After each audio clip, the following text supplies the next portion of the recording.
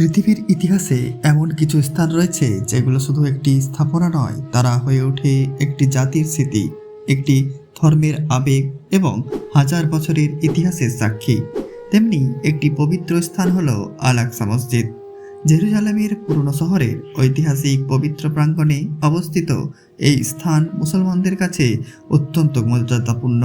ইসলামের ইতিহাস, নবীদের স্মৃতি এবং জেরুজালেমের দীর্ঘ রাজনৈতিক ইতিহাস সবকিছুই যেন এক জায়গায় এসে মিলেছে আল আকসার সঙ্গে। কিন্তু আল আকসার ইতিহাস শুরু হয় আজ থেকে কয়েক শতাব্দী আগে নয়, এর শিকড় প্রাচীন যুগের অনেক গভীরে। ইসলামী ঐতিহ্য অনুযায়ী মক্কার কাবা শরীফের পর পৃথিবীর প্রাচীনতম পবিত্র উপাসনা স্থানগুলো একটি হলো এই পবিত্র স্থান। হাদিসে কাবা নির্মাণের পর অল্প সময়ের ব্যবধানেই মসজিদুল আকসা প্রতিষ্ঠার কথা উল্লেখ হয়েছে। পরবর্তী সময়ে হজরত সুলাইমান আলাইহিসসালামের সঙ্গে জেরুজালেমের এই পবিত্র স্থানের ইতিহাস গভীরভাবে যুক্ত হয়ে যায়। জেরুজালেম প্রাচীনকাল থেকেই বিভিন্ন ধর্ম ও সভ্যতার কাছে গুরুত্বপূর্ণ একটি শহর। ইহুদি, খ্রিস্টান ও মুসলমান তিনটি আব্রাহামিক ধর্মের ইতিহাসেই শহরটির বিশেষ ভূমিকা রয়েছে। বহু নবী ও ঐতিহাসিক ব্যক্তিত্বের স্মৃতির সঙ্গে এই অঞ্চল জড়িয়ে আছে।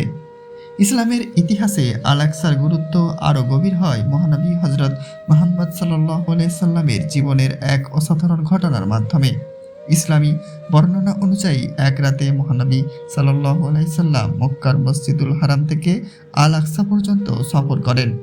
এই ঘটনা ইসরা নামে পরিচিত। এরপর সেখান থেকেই তার মিরাজের ঘটনা সংঘটিত হয়।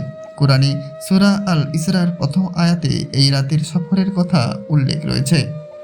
এই কারণেই আল আকসা মুসলমানদের হৃদয়ে বিশেষ স্থান দখল করে আছে। এটি ইসলামের প্রথম কিবলা হিসাবেও পরিচিত। মুসলমানরা একসময় নামাজের সময় আল আকসার দিকে মুখ করতেন। পরে আল্লাহর নির্দেশে কিবলা পরিবর্তিত হয়ে কাবা শরীফের দিকে নির্ধারিত হয়। এরপর আসে ইসলামের ইতিহাসের এক গুরুত্বপূর্ণ অধ্যায়। সপ্তম শতাব্দীতে মুসলিম শাসনের বিস্তারের সময় জেরুজালেমের মুসলিম শাসনের অধীনে আসে। খলিফা উমর ইবনে আল খাত্তাব রাদিয়াল্লাহু তাআলা আনহু এর সময় 638 খ্রিস্টাব্দের দিকে মুসলিমরা জেরুজালেমের নিয়ন্ত্রণ গ্রহণ করেন বলে ঐতিহাসিক সূত্রে উল্লেখ করা হয়। ইসলামী ঐতিহ্য অনুযায়ী খলিফা উমর রাদিয়াল্লাহু তাআলা আনহু জেরুজালেমে এসে পবিত্র স্থানটি পরিদর্শন করেন। তখন স্থানটি দীর্ঘদিনের অবহেলা ও আবর্জনায় আচ্ছন্ন ছিল বলে বিভিন্ন ঐতিহাসিক বর্ণনায় উল্লেখ রয়েছে। মুসলিমরা স্থানটি পরিষ্কার করে সেখানে নামাজের ব্যবস্থা করেন। পরবর্তীতে উমাইয়া শাসকের সময় জেরুজালেমের বড় ধরনের নির্মাণ কাজ শুরু হয়। খলিফা আব্দুল মালিকের আমলে ডোম অব দ্য রক বা কুব্বাতুস সাখরা নির্মিত হয় এবং তার উত্তরসূরি আল ওয়ালিদের সময় আল আকসা মসজিদের স্থাপত্যিক রূপ আরও বিকশিত হয়। এখানে একটি বিষয় মনে রাখা গুরুত্বপূর্ণ, অনেকে পুরো পবিত্র প্রাঙ্গণকে শুধু আল আকসা মসজিদ বলে থাকেন। বাস্তবে আল আকসা বলতে বৃহত্তর একটি পবিত্র প্রাঙ্গণ বা হারাম আল শরীফকে বোঝানো হয়, যার মধ্যে বিভিন্ন ঐতিহাসিক স্থাপনা রয়েছে। কিন্তু ইতিহাস সবসময় শান্ত ছিল না। 11শো শতাব্দীর শেষ দিকে কুরুশরা জেরুজালেম দখল করে। আল আকসা প্রাঙ্গণের উপরও তাদের নিয়ন্ত্রণ প্রতিষ্ঠিত হয়। মসজিদটির ব্যবহার পরবর্তীতে হয় এবং পবিত্র স্থানটি ভিন্ন কাজে ব্যবহৃত হতে থাকে। এই সময়ে অবসান ঘটে মুসলিম নেতা সালাহউদ্দিন আইয়ুবীর উত্থানের মাধ্যমে।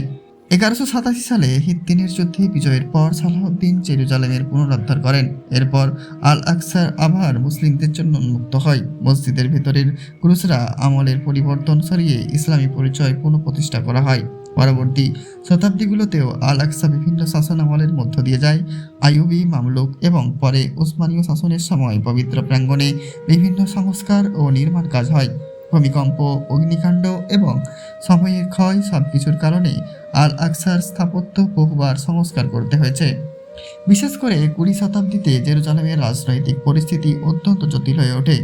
প্রথম বিশ্বযুদ্ধের পর অটোমান সাম্রাজ্যের পতন ঘটে। ব্রিটিশ ম্যান্ডেটের অধীনে আসে ফিলিস্তিন। এরপর 1948 সালে ইসরায়েল রাষ্ট্র প্রতিষ্ঠার পর জেরুজালেমকে কেন্দ্র করে সংঘাত আরও তীব্র হয়। 1967 সালের আরব ইসরায়েল যুদ্ধের পর পূর্ব জেরুজালেমে ইসরায়েলি নিয়ন্ত্রণে আসে। আল আকসা প্রাঙ্গণও তখন ইসরায়েলি নিয়ন্ত্রণাধীন অঞ্চলের মধ্যে পড়ে। তবে পবিত্র প্রাঙ্গণের ধর্মীয় ব্যবস্থাপনা ঐতিহাসিকভাবে জর্ডানের ইসলামিক ওয়াকফের হাতে রয়েছে, আর নিরাপত্তা ও প্রবেশ নিয়ন্ত্রণে ইসরায়েলি কর্তৃপক্ষের ভূমিকা রয়েছে। এই দ্বৈত ব্যবস্থাপনা আজও জেরুজালেমের অন্যতম সংবেদনশীল বিষয়। আল আকসা শুধু একটি মসজিদ নয়, এটি মুসলমানদের কাছে তিনটি পবিত্র মসজিদের একটি, মসজিদুল হারাম ও মসজিদে নববীর সঙ্গে যার বিশেষ মর্যাদা রয়েছে। এর ইতিহাসে যেমন রয়েছে নবীদের স্মৃতি, তেমনি রয়েছে সাম্রাজ্যের উত্থান পতন, যুদ্ধ, বিজয়, পরাজয়, সংস্কার ও রাজনৈতিক সংঘাত। আজও পৃথিবীর বিভিন্ন প্রান্ত থেকে মুসলমানরা আল আকসার দিকে তাকিয়ে আবেগ অনুভব করেন। এর পাথরের দেয়াল, পুরনো প্রাঙ্গণ এবং শতাব্দী প্রাচীন স্থাপত্য যেন নীরবে বলে যায় এই স্থান কত ইতিহাস দেখেছে। একসময় এখানে নবীদের পদচিহ্নের স্মৃতি ছিল, একসময় এখান থেকে মহানবী সাল্লাল্লাহু আলাইহি সাল্লামের ইসরা ও মিরাজ ঘটনা ইসলামী বিশ্বাসের গুরুত্বপূর্ণ অংশ হয়ে উঠেছে। আবার কোনো এক সময় ক্রুসেডদের দখলও এই স্থান দেখেছে, সালাউদ্দিনের বিজয়ে দেখেছে এই প্রাঙ্গণ। তাই আল আকসার ইতিহাস আসলে শুধু একটি মসজিদের ইতিহাস নয়, এটি জেরুজালেমের ইতিহাস, এটি ইসলামের ইতিহাসের একটি গুরুত্বপূর্ণ অধ্যায়। এটি বহু শতাব্দীর সভ্যতা ও মানুষের স্মৃতির সাক্ষী। আর হয়তো এই কারণেই পৃথিবীর অন্য অনেক ঐতিহাসিক স্থানের মতো আল আকসাকে শুধু পাথর, গম্বুজ আর দেয়াল দিয়ে বোঝা যায় না। কারণ আল আকসা একটি স্থাপনা হওয়ার পাশাপাশি কোটি মানুষের কাছে একটি অনুভূতি, একটি স্মৃতি এবং একটি পবিত্রতার প্রতীক, যার ইতিহাস এখনও লেখা শেষ হয়নি। ভিডিওটি ভালো লাগলে লাইক করবেন, কমেন্ট করবেন, শেয়ার করবেন এবং চ্যানেলটিকে সাবস্ক্রাইব করবেন।